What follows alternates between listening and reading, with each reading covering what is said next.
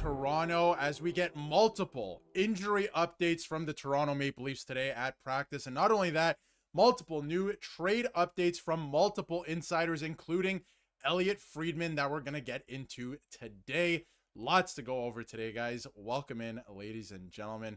And yeah, Shane, the season is well underway at this point for the Maple Leafs. But let's get right into it. There is a lot of reports to get into. There's a lot of stuff to get into today. We're going to look at some trade targets as well. We're going to look at the salary cap implications on the team as well.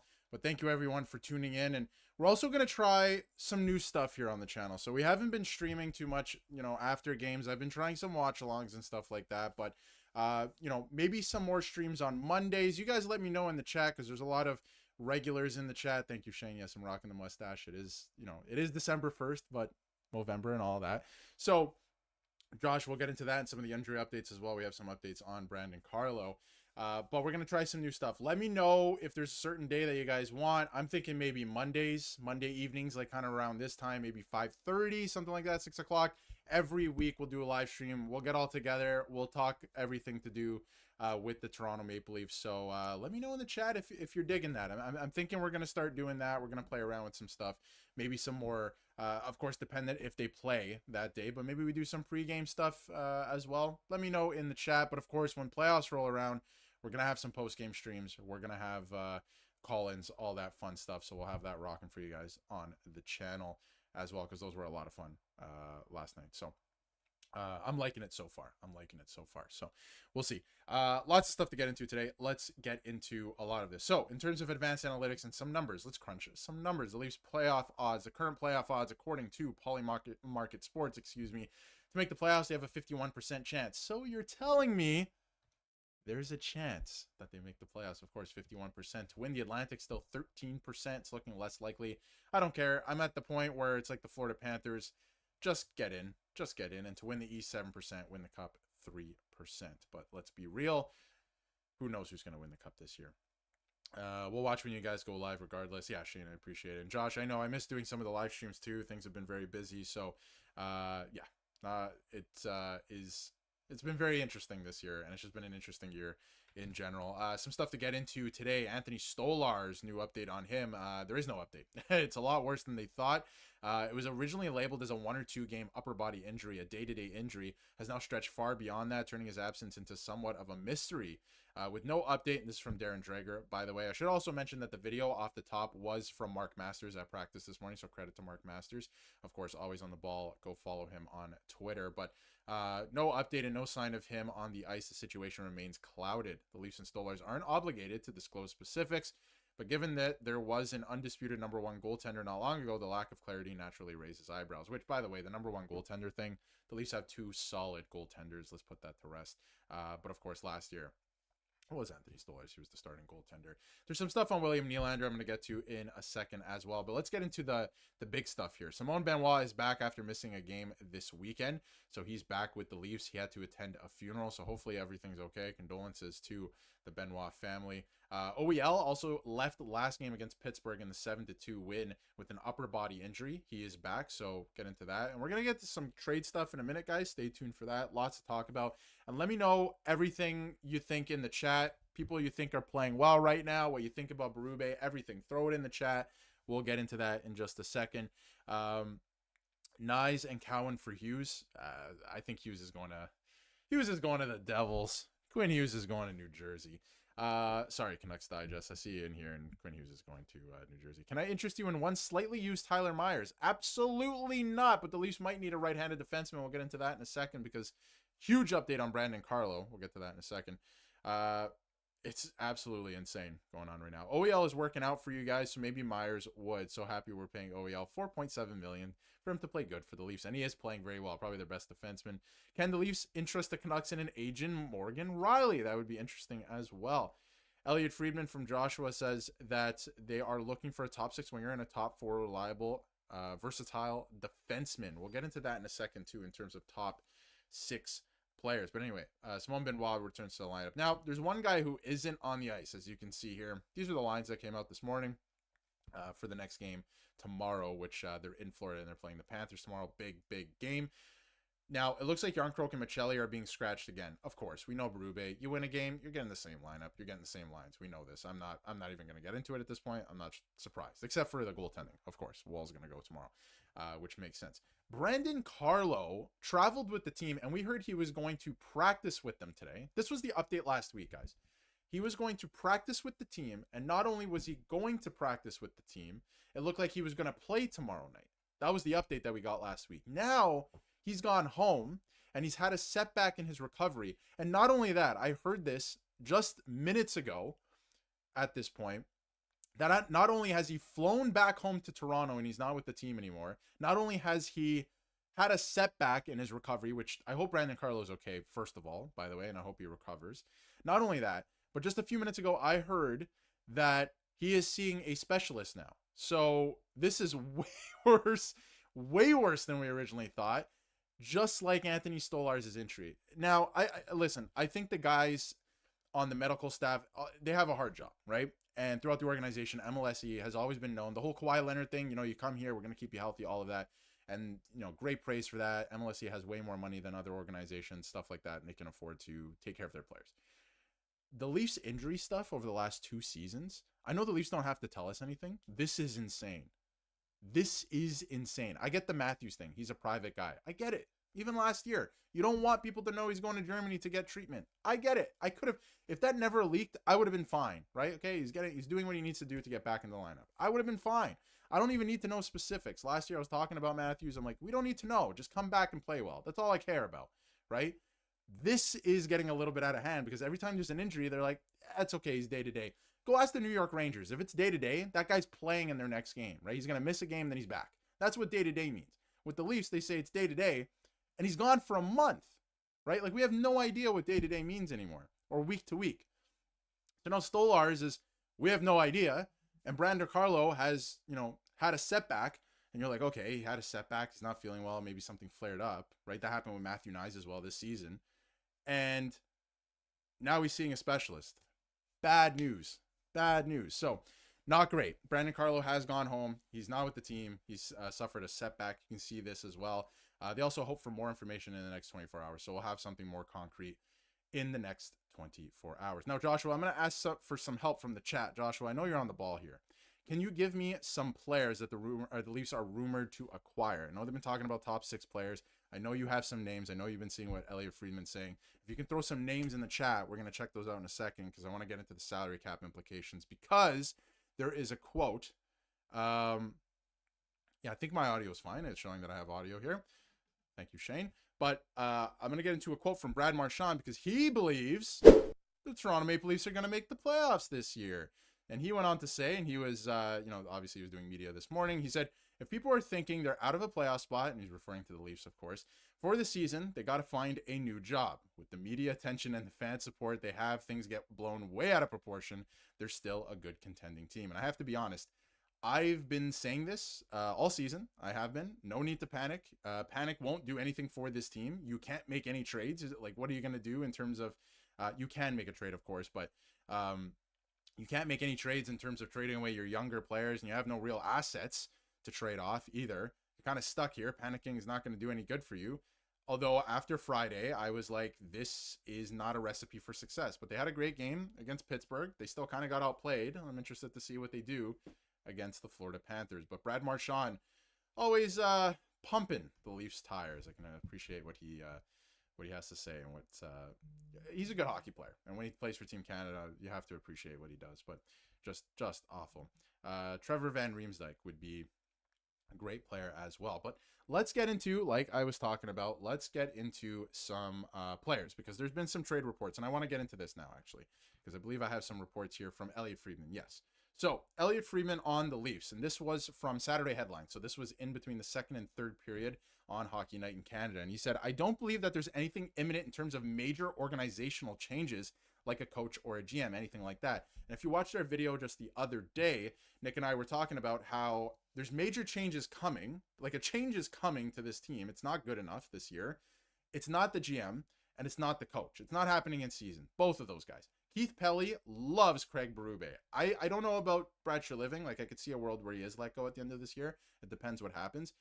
They love Craig Berube. He's not going anywhere. So that's not happening. If a major change is coming, and I said it the other day, it's a trade. Any change that's happening, there's a trade happening first. I don't care what level it is. It could be Austin Matthews all the way to Jacob Quillen.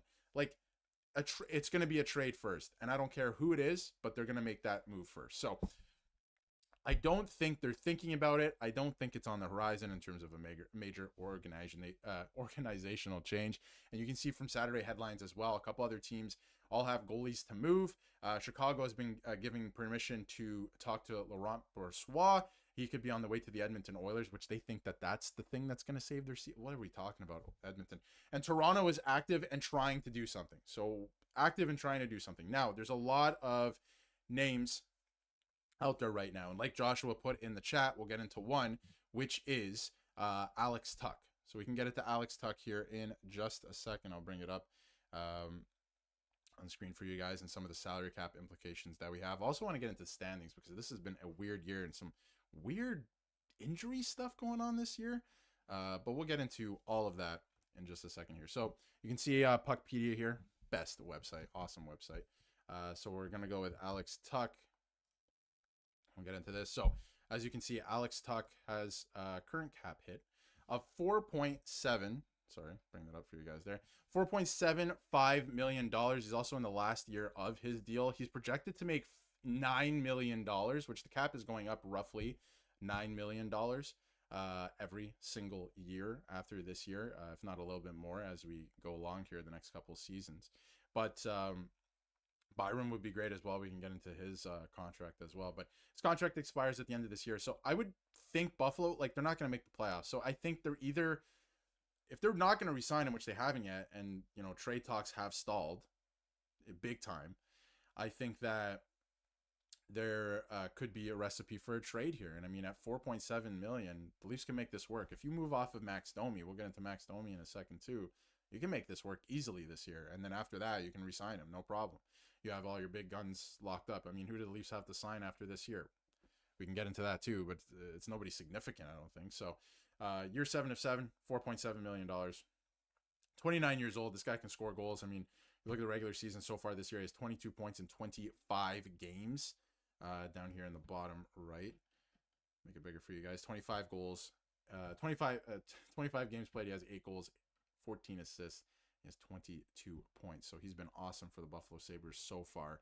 And Lawton, they do have to resign. That is true. But yeah, Tuch, I think, would be awesome. He's going to make roughly $10 million. But again, if you look at his cap hit versus like Max Domi, for example. So Tuch makes $4.7 million. Domi makes $1 million less than him, right? So if you get Max Domi off the books, and I'm not saying you should trade Max Domi. I have his jersey right here. And I spent money on this, and if they traded him, then he's gone. But he makes $1 million less. So you can absolutely make this work in terms of, like, you can find that $1 million anyway. So Tuch would absolutely be an upgrade on Domi. Absolutely be an upgrade. I mean, Tuch can instantly slot into your top line and be a top line scorer. So that'd be awesome. But we'll see. And I think there's a recipe to move off of Brandon Carlo as well. Obviously, Brandon Carlo is injured. He could go on LTIR as well. So keep that in mind. But if you look at Brandon Carlo's current cap hit of $4.1 million, and he's signed for the rest of this year and one more year, man, when they made that trade last year, I was thinking this is good. Because you got him with a bunch of term. He's only 29, big body defenseman. And a lot of people like to talk about, like, the whole thing right now is, oh, look at Fraser Minten and Alex Steves. Look what they're doing in Boston. They're amazing. To put in perspective for a second, guys, Matias Maccelli has more points than both of them. Matias Maccelli, the guy who's been scratched, right? He has more points than both of them. So stop watching the Instagram reels, you know? Oh, look, Fraser Minten scored, or he scored against the Leafs, and he did, and Boston's in a better position. Let's be real for a second. Matias Maccelli has more points, right? Like, I think at the time, even now, like, it was a decent trade. He hasn't looked good, especially defensively, and I can agree with that. But I don't think it was as bad as a trade as people are making it out to be. It's looking tough. It's looking tough. But even Lawton, right? He hasn't really scored, but he looks good in these games, and he plays a role for the team. He's a good penalty killer, stuff like that, right? So I don't think it was that bad of a trade. But you have the term, and I think that's the biggest thing and why it was a smart move by Treliving. And I've been very critical of Treliving the last little while because I think he deserves it. I've been very complimentary of him on the channel and ever since he came over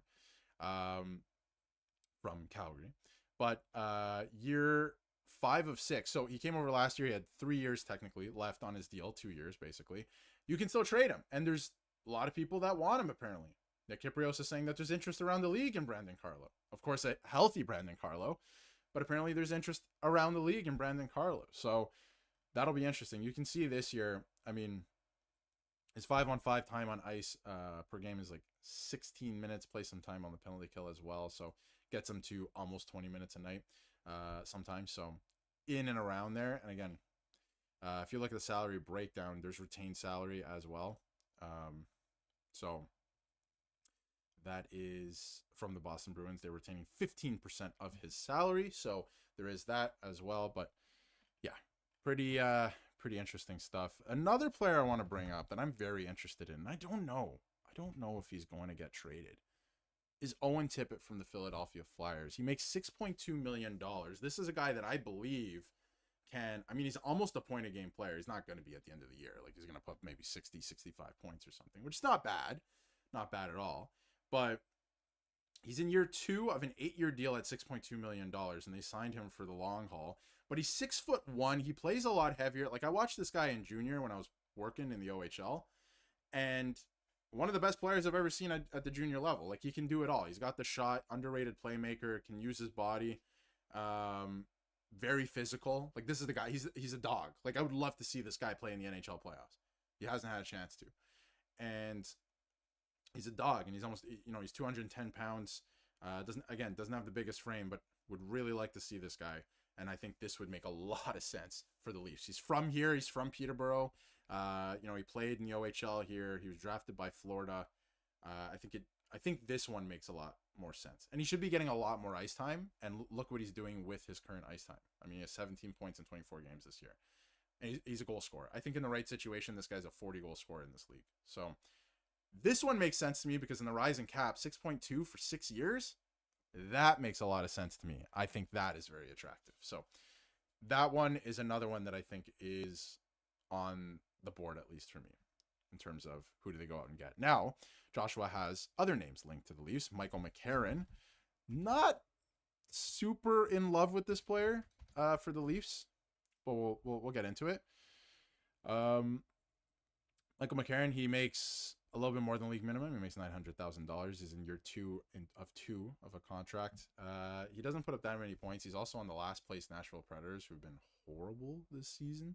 I agree, Shane. Like, Tippett, I mean, in a perfect world, but I just don't know what you give up, right? Like, it doesn't make sense in that way. I don't think you have the things. But if you can get an Owen Tippett, I have to be honest, I think an Easton Cowan might be up in the air in that case. I think that could be, but then it's going to come back to bite you because Cowan's going to be a great player. But I think that could be in the conversation at that point if you're talking Tippett, because Tippett can put up some points, right? So Cowan's looked good this year, though. I have to be honest, pushing the pace, good stuff. But Michael McCarron doesn't make too much sense to me. I know he's a big body, but he's playing in the bottom 6. I think you got guys like that's why you went out and got Nick Waugh. I know there's a lot more to Nick Waugh's game than we're seeing right now. So we have also Steven Stamkos. Can't spell here. Exposing myself here live on stream. Can't spell. $8 million for the next 3 seasons, including this year. This one's a tough one. I mean, you're gonna have to retain an absurd amount of salary, and it's just not. I don't think this makes sense for the Leafs. I don't. And like, he has 9 points in 25 games. He's on one of the worst teams in the league. Ever since he left Tampa, he's completely lost it. Why would you add another older, slow? And I said it could make sense early in the season, but then seeing the Leafs throughout, the last 15 games since I said this, it doesn't make sense to add another guy like this to the lineup. It does. Like, and you wouldn't be giving up that much, and you can get retained salary. Like, there's no world Nashville's asking for a pretty penny for this guy because of the whole situation, but I don't think you can do it. So that's Steven Stamkos. There's also Colton Sissons, who also plays for the Nashville Predators, the Vegas Golden Knights, excuse me. He makes $2.8 million. He's in the last year of his deal as well. He's going to want a raise. He's 32 years old. I think this one could make sense. 6'1". Center, could play on the wing, but then this is just another like Yarn Croak to me. I have to be honest. Like, you already have Yarn Croak at this point. So I don't know if I'm adding this player. You got 3 points, 23 games. I don't think he adds anything to this lineup. But I have heard his name thrown around there. Jordan Kyrou is a very interesting one that I want to get into. That one doesn't make any sense at all, and I'll get into why. So Jordan Kyrou is an interesting case. He has a note, and I think they have a breakdown here. Yeah, so the first couple years of his deal, his first 2 years, so it's the opposite Mitch Marner deal. He had no trade protection whatsoever, so you could have traded him. This year on July 1st, trade protection kicks in. He has a no trade clause now. It's not a no movement clause, so it's not impossible to move, but it's a no trade clause. So, and he makes a ton of money. He makes $8.1 million as well. This is a good player. This is a very, very good player, especially offensively. He can drive play. He's a right wing. Pretty good stature. Again, you don't have to get the biggest guys in the world. Like, the Leafs are already the biggest team in the NHL, and what is, like, we've already seen this year. Like, what does that matter? Everyone's got to play. So I did say that the problem last year was Marner, and still kind of believe that, gotta be honest, but they got to get going here. But that's a whole different story. I don't know if Marner was the whole problem. Marner was definitely not the solution, I'll tell you that. But he's in year 3 of 8 of a contract, of his contract. The reason why I don't think this makes sense is because Craig Berube got fired from the St. Louis Blues because of Jordan Kyrou. So that is, something that you have to not even consider. It doesn't make sense. The player and the coach don't work together. So that one doesn't make sense to me. I think, don't make that deal. Don't even kick tires on that. Now, Robert Thomas, I have a hard time believing that the St. Louis Blues would ever trade Robert Thomas, but I do think that Doug Armstrong put out that trade memo to kind of kick his team in the butt a little bit, although they just found out today that they're missing Alexei Torpchenko. He's out due to burning himself at home. Weirdest injuries ever. 100-point player. I know he's going to put up 100 points. Well, he's not going to put up 100 points this year. He's on pace for 80-something, but he is. It's all between the ears. If you've ever played hockey, when you have a suck on your team, it brings the whole team down. So that's all I'll say about that. We can put that to bed. Like, we know he's going to put up points in Vegas. They're going to get into the first round. He's not going to do anything again, and then they're going to find something out, all the fans there. You should see all the tweets from this past weekend. But that's enough about Mitch Marner on the channel, because he's moved on, and we'll move on as well. And I just don't think he was going to be any type of solution here anyway. So, Kyrou, Robert Thomas on the exact same contract as Jordan Kyrou, which is pretty interesting as well. Same length, so the Blues locked up both of their guys. So we'll get into Scott Laughton in a second as well, and the specifics on that trade. But year 3 of 8, this one doesn't make sense to me. This is your first line center if you're the Blues. He has 16 points in 22 games. He's missed some time due to injury this year. This one, again, I think wow, they even have a stick here. That's very cool. Shout out to Puckpedia.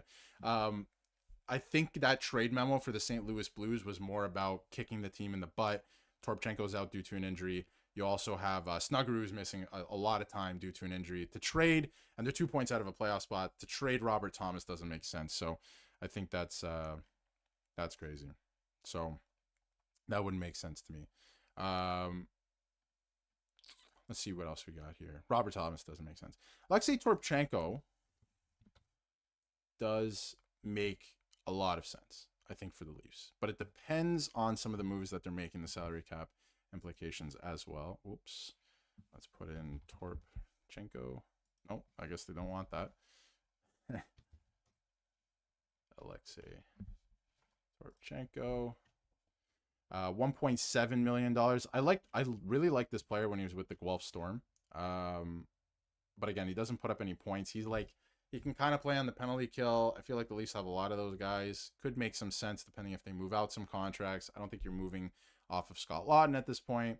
1.7 just for this year. He's getting a raise. Like, everybody's going to get a raise after this year unless you're just absolutely horrific. So you can play in your bottom 6. Big body, like he's 6'6", but the Leafs are already the biggest team in the league. I don't know if that one makes too much sense either. So I like the player. I don't know if it makes sense with the current, makeup of this team. So Ella Bella, do you think Matthews is actually still a solution? Got to be the least motivating captain I've seen in a long time. I've heard, so Matthews does not let on a lot in the public eye. And that doesn't matter to me as long as the results are there. But unfortunately, the results are not there. But he's definitely a lead by example guy. And I made the example, a while ago on the channel that he's very similar to me in terms of Matt Sundin, where Matt Sundin was very cool, calm, and collected on the bench. Like he never got, he wasn't one of those captain that's throwing stuff around. Like he's not JT Miller. He's not throwing stuff around, yelling at guys. Cool, calm, collected, getting the message through. So we don't hear everything that happens in the dressing room, guys. Let's keep that in mind, right? At the same time, I wish he would have a little bit of that. Like I think that's missing sometimes from the Leafs, like that kind of just get pissed off and get after it attitude. So I do think that is missing. I don't know if he's the solution, but he's here. And we know that Mitch Marner, as long as 2 years ago, already knew he wasn't going to be here. So I don't want a guy on my team that knows he doesn't want to be here and that thinks he should be the captain. All of these things, he should be paid more, all of that stuff. Like, get out of here with that attitude, right? So not saying that he is the solution, but they have what they have right now. Nylander is who he is as well. Like, Berube's trying to get him to play a different style as well. Not really, but just, not give up on plays, which I think is understandable as well. And that's something we heard this morning as well. But yeah, I mean, Nylander is who he is. It's the same thing with Phil Kessel, right? He was a great piece. They brought him into Pittsburgh. They ended up winning a Stanley Cup because they didn't change the way he was as a player. They just played to his strengths. So they got to continue to do that with certain guys like Nylander. Tavares has been great. Like, a lot of the stuff people are dumping on Austin Matthews for now is the same stuff that they were dumping on John Tavares for a couple of years ago. Keep in mind, right? Exact same stuff they were dumping on John Tavares for a couple of years ago. And now, because things are not going great, they're like, oh, give me John Tavares back. I've seen on Twitter, give me Kyle Dubas back. You know what I mean? Like, crazy, guys. Crazy. Just because they're not doing well. They're going to find it. They're going to end up in the playoffs this year. I don't know if they're going to be as electric as they were in the regular season last year. That's for sure. But they're going to end up in the playoffs, I think. A problem this year is most of the year 3 or 4 of your core has been injured, been basically playing with an AHL team for the most of it. Yeah, the start of the year was unexcusable, though. Like, you had everyone in the lineup, and we know they always start slow. And I wasn't worried. I wasn't going to hit the panic button, but you're going to start to see some teams fall off. You are. Like, New Jersey looks for real, right? Like, Carolina looks for real. The Rangers are kind of in the mix there. It's all Metropolitan Division teams, but like, Boston's a very inexperienced team. They have some really good players and they're playing well and they have the goaltending. They're an inexperienced team. I wonder if they take a step back as the season goes on, right? Injuries might happen to other teams. What does that look like, right? So the Leafs could find them. And it's a weird year. A lot of guys are taking time off from practices because the Olympics are coming up, which I get it. You got to manage your body, stuff like that. So I get it. Doesn't mean you have to be happy about it, but it's interesting. But let's take a look at Austin Matthews this year. For example, we can also take a look at William Nylander, but Austin Matthews, of course, in year 2 of 4 of his $13.2 million contract. In 20 games so far this year, he has 10 goals. I mean, not what we're used to. We're used to him put the puck in the back of the net a little bit more. He's also wearing Bauer equipment now. I guess he got a new endorsement deal, so that's something that's happening as well. And yeah, he's 17 points in 20 games. Like, he hasn't been great. It's not what we're used to from Austin Matthews either. So we'll see how the rest of this year plays out. I don't know if he'll ever be like what he was. Like, we haven't seen it since 23-24 at this point. We'll see if he ever returns to that. But one guy who has been brilliant and has always gotten better every year is William Nylander. And I mean, what he's doing this year is spectacular. This guy is worth the money with where the salary cap and some of the cap hits are going. I mean, Natchez is making as much as this guy, if not more. I can't remember exactly Natchez's deal. Marty Natchez. Oh, it's Martin. So if you look at Marty Natchez's deal, he makes 6.5, but he just signed for 11.5. So Natchez's next deal, he is very good. Of course, he has 33 points this year, but Nylander has one less point, 32. So making 11.5, that's what the market is right now. And he's in year 2 of this deal.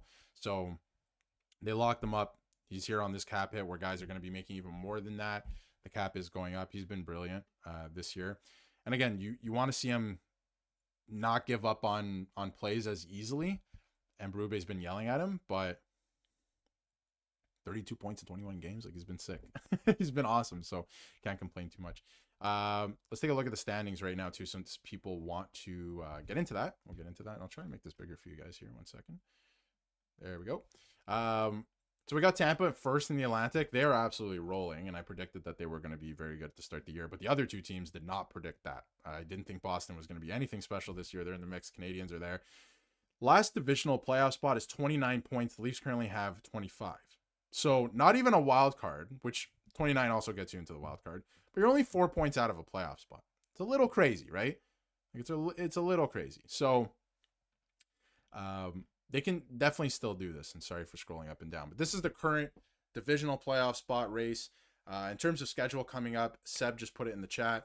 Florida, Carolina, Montreal, Tampa Bay. Won't be an easy week. Could fall off the wagon. That is for sure. They have to get on it. Florida is dealing with a ton of injuries, like an insane amount of injuries.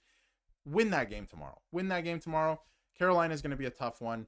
Montreal is going to be a fun game. And then you got Tampa Bay, who's leading the division. And honestly, in terms of the entire league, is playing some of the best hockey right now. They are. And I mean, they're sick on the road. They've been fantastic. Their points percentage is sick as well. They've been one of the better teams. So East or Western Conference. I mean, the West is Colorado is just stupidly good. I mean, I don't even know what to say about Colorado anymore. But out of both conferences, like they're one of the best teams in the entire league. If you look at the entire league standings, Tampa Bay's right there, third in the league, at least in terms of points, but even points percentage and everything. Their goal differential is great. Look at Colorado, by the way. Like, my goodness, Colorado is amazing. So credit where credit is due. But that's your current playoff picture. Philly's in a playoff spot now as well. So the Leafs have some work to do, that's for sure. But I think they end up in a playoff spot. That is for sure. Yeah, I think Nylander definitely has the upside to be an 100-point player. Like, no problem. Nylander will be a 100-point player at some point. I think he's already hit 100 points actually in his career, but should be very interesting. But I think the Leafs do need to make some more changes to the lineup, like in the future. But this is what you have this year. You have to see it through. You don't have too many assets. I mean, if you look at the Leafs, you can get into this as well. If you look at the Leafs, like look at the draft cover on the right here. You have no first round pick, no second round pick this year. You have no fourth round pick, and you have no seventh round pick this year. Next year, you have no first round pick again. Like, this is looking tough, and it's an older team, right? You have to win now, and you have nothing to trade. You're not trading Ben Danford. Do not trade Ben Danford. I'm yelling from the rooftops, and I've said it the whole time. Do not trade Ben Danford. Untouchable. He's an untouchable to me. He will be a solid NHL defenseman, and he's a right shot defenseman. You can't trade Easton Cowan right now either. He's literally on your roster. He's not a prospect. He's literally one of your best players, unironically, this year. You can't trade him. So who else are you going to trade, right? William Villeneuve, you don't want to trade him either. Like, he could be a decent piece there. You don't have anything of value in the organization. You have no first-round picks for the next 2 years. Your next first-round pick is in 2028. Nobody wants that. And then if you look at next year, you have 2 6-round picks. Ooh, you have 2 6-round picks. But then next year, yeah, a second-round pick, no third-round picks. And then you have no fourth in 2028. It's bare. It's bare. And when you look at the rest of the lineup, it's very bare. So it's not looking good. And then if you look at the depth chart, I mean, a ton of guys out due to injury this year as well. I mean, on the outside looking in, you have Mermis as a healthy scratch probably tomorrow. Looks like Yarn Croak and Michelli are also going to be scratches. Carlo's still out, and he had a setback in his injury for anyone just tuning in. He's returned back to Toronto, and he's seeing a specialist, so that's not great. Stolar's still out with just a mystery injury at this point, so we'll see how that plays out. Chris Tanev also out, mystery injury. And Marshall Rafai broke his hand in the preseason. He is still out as well. I heard some rumblings about a Michelli trade as well, but I don't think that's going to happen. But when you look at the depth chart here, like, these are good pieces for the Leafs organization. Quillen you want to keep here. Like, Luke Hames is a good player. I'm excited to see what he can be in the future. Like, let him develop in the AHL. Cade Weber, like, I think he's going to be a solid defenseman one day. William Villeneuve, like, all solid guys. I'm not worried about the goaltending whatsoever. Akhtiamov, we know what we have in Hildeby now. Just had to give him some time. He wasn't good in the NHL last year, but this guy is going to be a really good goaltender. Henry Thrun is interesting. Like, you want to let all these guys develop, but you don't have any, like, pieces that other teams are looking at and they're like, yeah, I want that. Like, if you want, like, a top 6 winger, yeah, we'll take that. I'm in love with it. I just don't think they have that right now. They're in a tough spot in that way. And then, like, these are two of their best prospects as well, and Ben Danford and Miroslav Hlinka. Hlinka's awesome, by the way. Super underrated prospect. I'm excited to see what he does at the pro level when he eventually comes over. I said come over. He's in North America. He's playing the WHL for the Edmonton Oil Kings. But Ben Danford too, playing for Brantford. They're probably gonna they're making some noise this year. Like he could be in another OHL final, could be in another Memorial Cup. So he's a piece for sure. But you can't trade him. I just don't think you do trade him. Doesn't make sense. And then the rest of you have Hirvinen, his rights still, Niemela's rights. Like, does anyone really want these players? Darg Uchintsev, forgot that guy existed. You know what I mean? So doesn't really make sure. Maiden saying, I'm a season ticket holder in Oshawa. I've been watching Danford until the trade, and he's a solid D-man potentially. You don't trade him. He's going to be a great defenseman. I watched him in the playoffs last year in the OHL. Literally shut everyone down. I mean, Oshawa played and I didn't watch any of Oshawa's games after the first round last year, but Ben Danford, and I'll bring him up here, shut down a very skilled Brampton Steelheads team in the first round last year. Where like that matchup should have never happened in the first round, and he completely shut them down. He had some solid points. This year, he's not even known for his offense, and he's having a good year. He has 8 points in 12 games so far this year, and he just got traded to the best team potentially in the entire country. And he's probably going to make Team Canada, World Juniors. There's going to be a lot of interesting storylines with Team Canada this year. There's a lot of guys I think that are going to be sent back from the NHL as well, so that's going to be an interesting storyline. But crazy. It's you don't trade this player. Do not trade this player because he is going to be a good player for this organization. So everyone wanted to sign Hames. I'm sure he's considered an asset around the league. You hear that, but I don't know. There's no chatter about that. And then when you look at the Leafs and all these insiders, they have nothing to trade. There's nothing of interest for other teams. Like if a team's giving up, Alex Tuck, I haven't heard anything about, oh yeah, we want Luke Hames. It's more like we want a player or a young player that's already in your lineup, like an Easton Cowan to kind of fill that gap, right? Like that's what I've been hearing, at least in those trade scenarios. There are trade scenarios where teams are completely selling off. Not many of them, though. It was supposed to be Pittsburgh, but they're in a playoff spot right now. But there's not many teams. It was only Pittsburgh who are a real seller where it was like, just give us prospects and picks. No one else wants that. They just want roster for roster trades. And that's what we've been hearing all season, that it was roster for roster trades. So Berube's not playing Michelli. Better to trade him to San Jose or Edmonton. I would hang on to Michelli. I was talking about it earlier in the stream. Everybody's rah about the Boston Bruins and Fraser Minton and Alex Steeves, and I would have kept these guys. Michelli's been scratched a bunch this year, and people are dumping on him all season. He has more points than both those guys. Keep that in mind. So that's all I'm saying at that point about that. But I do like Luke Hames. It's a good point about Luke Hames as well. I do think that he's one of their better prospects in terms of everybody wanted him, but he's already 22. Keep that in mind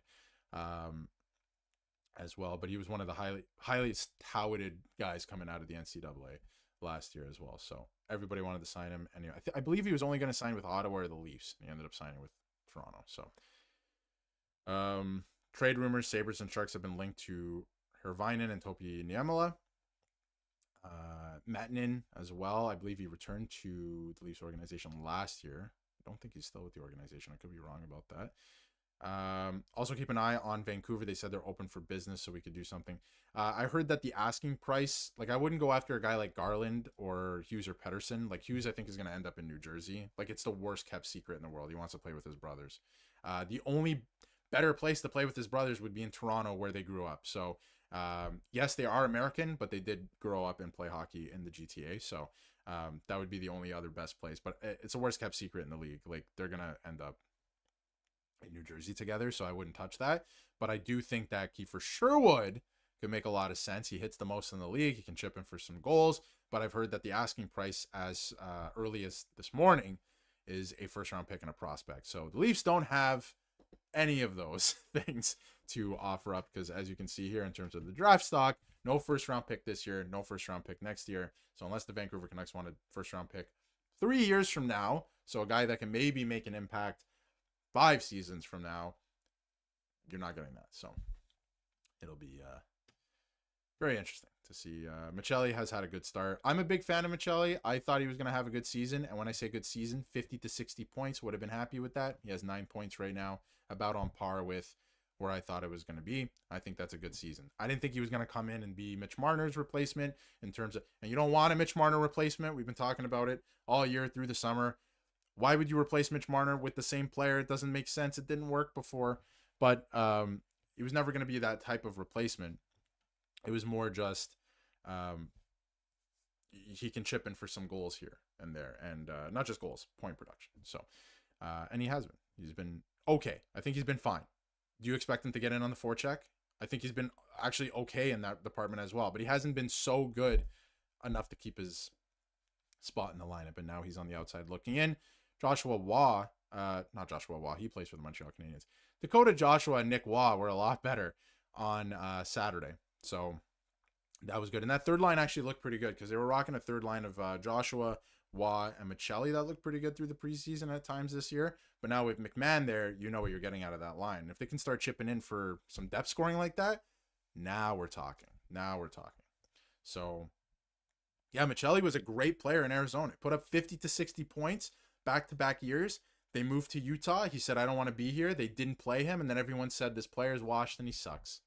That was the result. Oh, the Leafs got a player that sucks. No, he didn't play. And they put him on the fourth line. He either didn't play all year or he was on the fourth line. I don't know what you're going to do with that opportunity. So, not even an opportunity at that point. We got rid of Minton for Brandon Carlo. He was part of the Brandon Carlo trade, which I'm glad that they kept Easton Cowan at this point, I think. Looks like he has a higher ceiling. So we'll see. Who's the top free agent next year? Who is left on the free agency board? We'll get to that in a second, actually. In just a second. But that is Colin Graff from Michelli, Topi Niemela, and Jacob Quillen could be interesting. Mario Ferraro from the San Jose Sharks. That could be an interesting as well. Trying to see if we can get any for the free agents going into next year. We have, so I think the top free agent heading into next year is like exactly who you see at the top of this list here. Try to make this bigger for you guys here. It is Artemi Panarin for sure. I mean, Ovi's not going anywhere. Like, he broke the goal record. I don't even care if he gets another cup at this point. He has his cup. So I don't think he's going anywhere. Bobrovsky's a big one, but he's 37. So does he stay in Florida? I don't know if that's a big free agent. To me, it's Panarin. He's still only 34. He's a point-a-game player still this year. I think Panarin's the biggest free agent. You look up and down the list, I mean, at who's left. You don't want a Jacob Trouba that's 31. You don't want John Carlson's probably staying in Washington. Patrick Liney's an interesting one, but he's always hurt. Like, he's not even playing right now. Kopitar's pretty much done. He said he's retiring at the end of this year. Kevin Hayes, do you want that? No. Andrews Lee could be interesting on a reduced salary. Ryan McDonough, I think, doesn't make sense for the Leafs. Like, not even in terms of the Leafs. This is a poor free agent class. Like, Malkin, there's questions if he's staying. Nick Schmaltz makes a lot of sense for the Leafs as well, actually. Jaden Schwartz, that's an interesting one. Christian Dvorak doesn't do anything for me. Charlie Coyle is a decent center, but I think with Nick Waugh now, it doesn't make any sense.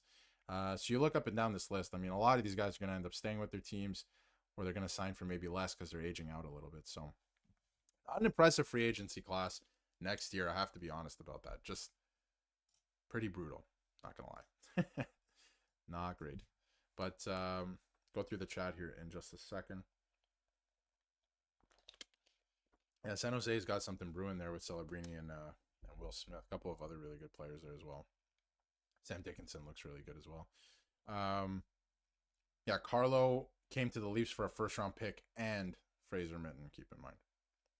It was the market at the time, and it did make sense, and we thought it was going to make them better. And I still don't think Carlo is that bad. It doesn't look great, but you know, a lot of teams out there would still like him. I just wonder if it's not a fit anymore with the current makeup of the team and the fact that, you know, Tanev's out. Tanev being out, I mean, he played almost every game last year, and he does make that much of a difference. I think that is why the Leafs were so good last year. It was Lane Lambert's system, and I mean, look what he's doing with Seattle this year too. Like, you know, they're not a phenomenal team or anything. Like, we can take a look here, but like, if you look at the West, they're in a playoff spot. So not one of the best teams, but they've been not bad. So I think it was more of that. Excuse me. Think of what Florida was like before they traded Huberdeau for Tkachuk. Once you get that 100-point player for 3 50-point players, it makes your team better, even if the scoring is out. Yeah, Tkachuk was never, in terms of point production, until recently, like, he was never as good as Huberdeau. Huberdeau had better seasons than him. I thought the Calgary Flames won that trade.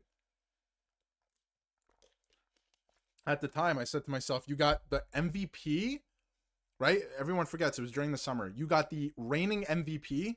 I believe he was the MVP. He had 120 points. He set a record for the most points by a left wing for that organization.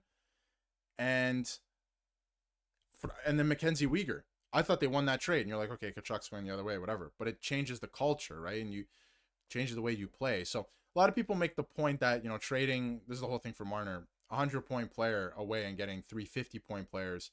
It doesn't really work like that. It's not even about that. Like, you don't have to make the math work like that 100%. It's about how does it fill out the rest of your team, right? Like, Mitch Marner did a lot of things, but when he wasn't on the ice, who did they have left? Because he made so much money. And Austin Matthews makes a lot of money, and so does William Nylander. That's why you got to be so good. But we know that's not how hockey works, how a team works, right?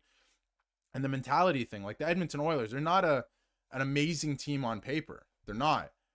But the two guys there will that team to win. They say we're not losing. It's a mentality thing, right? And everybody follows suit. The Leafs don't have that. That's the one thing they still have to figure out. And Berube said it after last year's playoffs. It's the one thing they haven't figured out yet. The mental aspect of the game. How you can will a team to win. I haven't seen it yet, right? Matt Sundin, in those days, him, Gary Roberts, they willed that team to win. It didn't matter. Sundin missed half the 2002 playoffs with a broken eye or whatever it was. That's not a thing. But something with his eye, I can't remember. He came back, I think he was wearing a visor or something, and willed that team to almost get to a Stanley Cup final. Like, they tried. And, without him, you had McGill. Like, these guys, like, they willed themselves to win. And they weren't the greatest regular season team. And maybe they match up with the Sens again this year or something, right? Like, that'd be a cool matchup. And maybe they beat them because they have more experience. I still think, like, if the Leafs sneak into the playoffs and they play Montreal is fast and quick, but the game changes in the playoffs, and the Leafs are more experienced in terms of that right now. But it's the mental aspect. If the Habs believe they could win, the Leafs will lose. It's between the ears. Berube said it as well. We need a fast left winger. Leafs are a little bit slow. I will agree with that. I don't think they're sticking with this lineup. I think that there will be a trade at some point this year. There will be a trade. And not just the trade deadline. I feel like something, especially if they keep losing, there will be a trade. Because they're not a perfect team, but I do think they end up, with the way that the league is currently structured, and I mean, if you look at the standings of the East, Detroit started the year in first. And now we're in December 1st. And look how far out of a playoff spot they are. They're not that far. But in terms of the standings, how many teams and how close the standings are, anything can change over the course of 2 weeks here. So it is not done. This season is not over yet. Those conference finals, Leaf teams would dominate the league. They didn't in the regular season, though. They didn't. They really weren't that good of a team in the regular seasons. I'm going to bring up NHL season standings. Like 2002, I remember they made it to the conference final. And trying to see what the standings look like here. They actually were a pretty good team. They went by, trying to see division, or conference. I'll pop this up on screen for you guys here.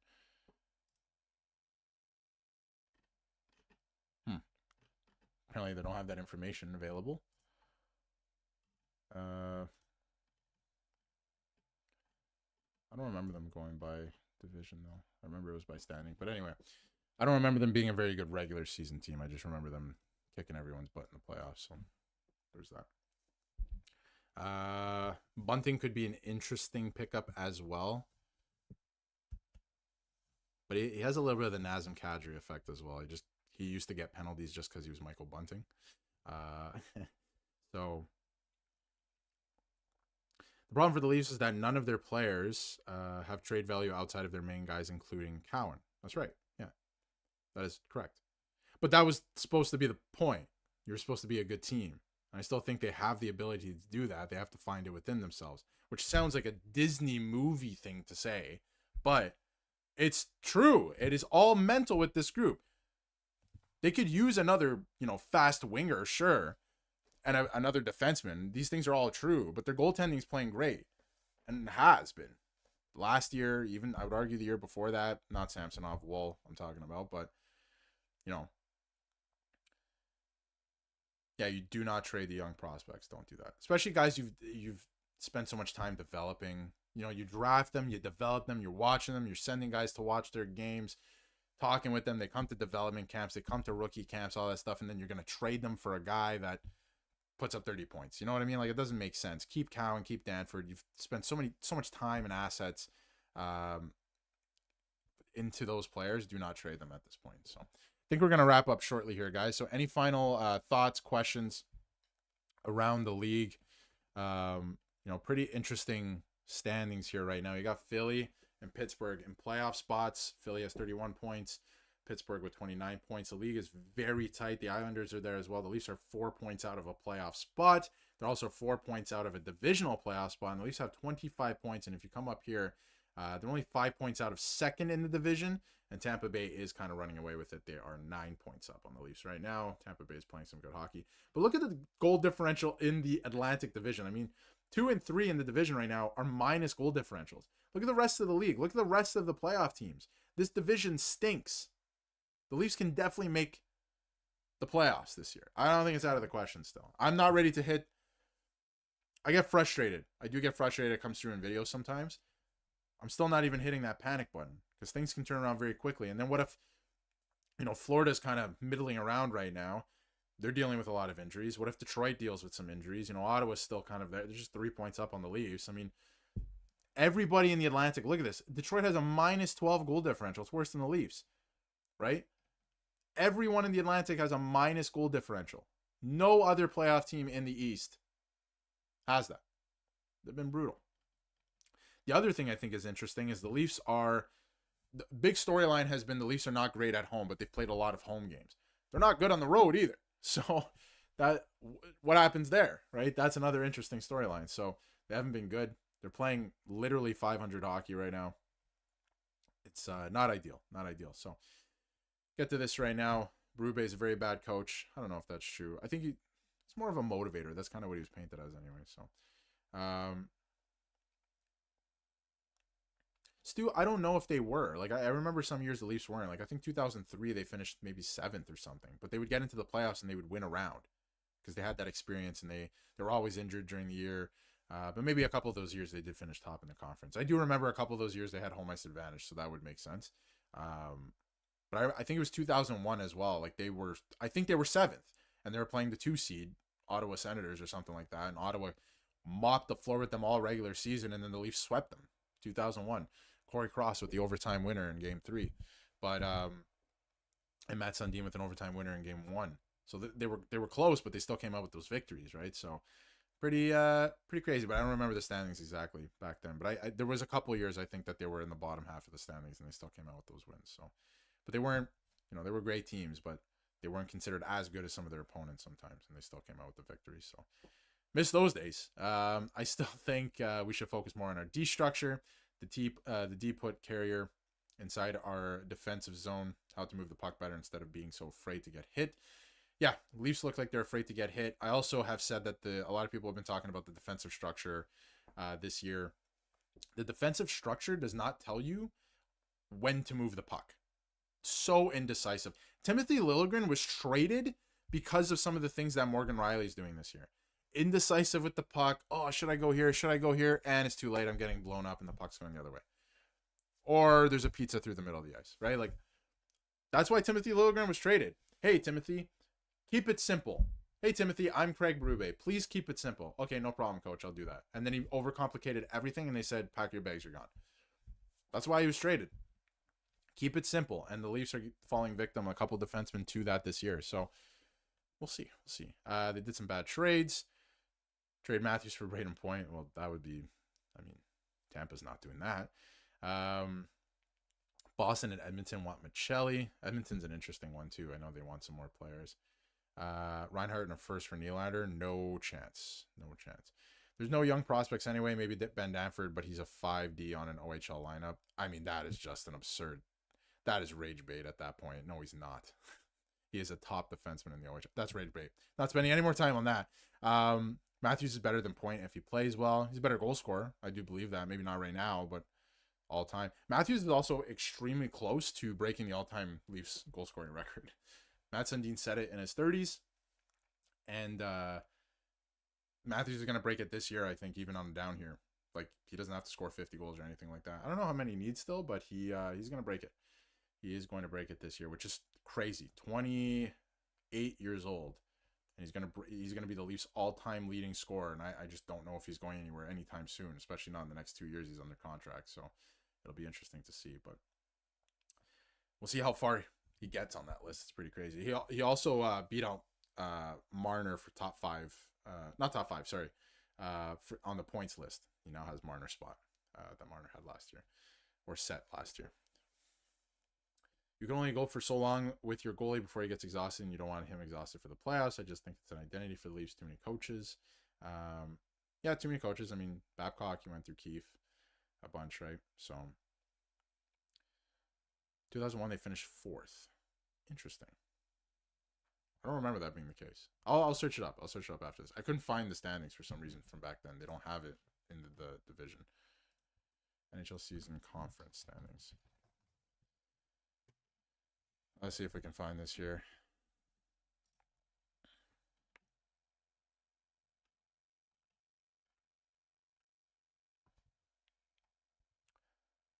Yeah, they did have 44 wins back then, so they were a pretty good team. Interesting. I remember one year they 1 or 2 years they weren't very good, but divisions were weird back then as well. For 34 can give some good name, 1 pick or 2 picks. Yeah, if you're trading Austin Matthews, but that's a whole different conversation. Yeah, Brodeur and Hasek. Yeah, a lot of people got to get over Marner. He's gone. He's going to do his thing in Vegas. It's fine, but there's too much noise around him. That's the best way I'll describe it. Way too much noise. Way too much noise with that. I think we'll wrap it up there. Thank you, everyone, for tuning in. I think the Leafs are still very much in the mix.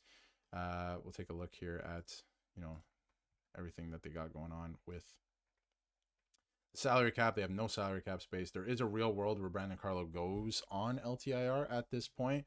This is the depth chart going into tomorrow. So it looks like Nyes and Matthews will be playing with Domi. Cowens looked really good on that second line, so I imagine he's going to stay there for this game against Florida. We're getting pretty much the same lineup. McMahon's going to stay on that third line. They look pretty good in Pittsburgh.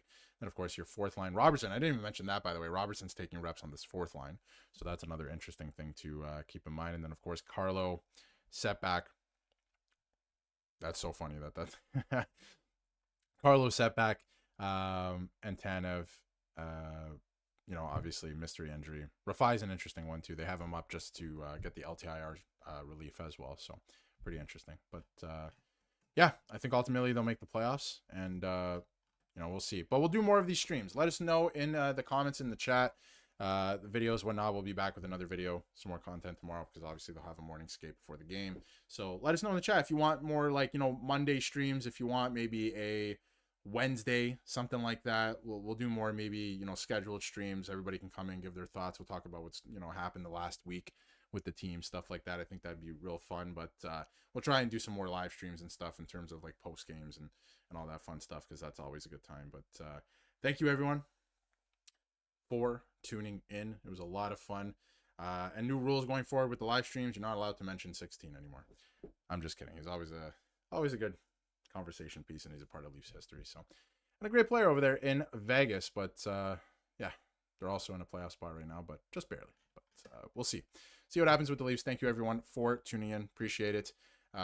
Leafs play tomorrow at 7:30 against the Florida Panthers in Florida. Should be a great game.